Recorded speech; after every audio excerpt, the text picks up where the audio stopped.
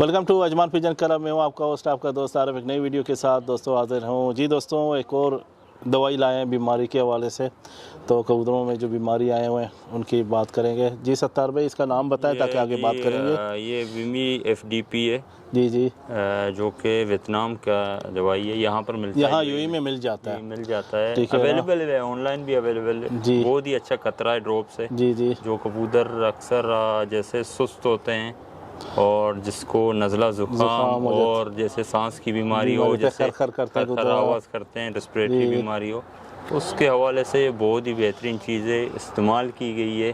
कम से कम 2 ड्रॉप कबूतर के मुंह में जी, और 3 से 4 दिन इस्तेमाल करना है। उसके बाद इंशाल्लाह कबूतर बिल्कुल ठीक हो जाए। बहुत ही अच्छी चीज़ है, ज़बरदस्त चीज़ है। आप उसको दिखा भी सकते हैं जी, ये है और हमने खुद यूज़ किया हुआ है, तो आपको बता रहे हैं।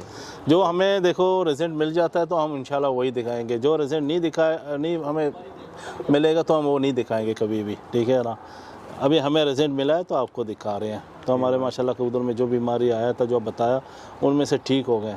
तो आगे जाके अभी हम शेयर कर रहे हैं ताकि आप लोग को भी फ़ायदा हो। तो ये छोटा सा एक वीडियो था आप लोग के लिए। तो आगे इंशाल्लाह और मज़ीद वीडियो रखेंगे, कुछ भी हमें अच्छा मिलेगा यूज़ करेंगे तो आगे आप लोग को बताएंगे।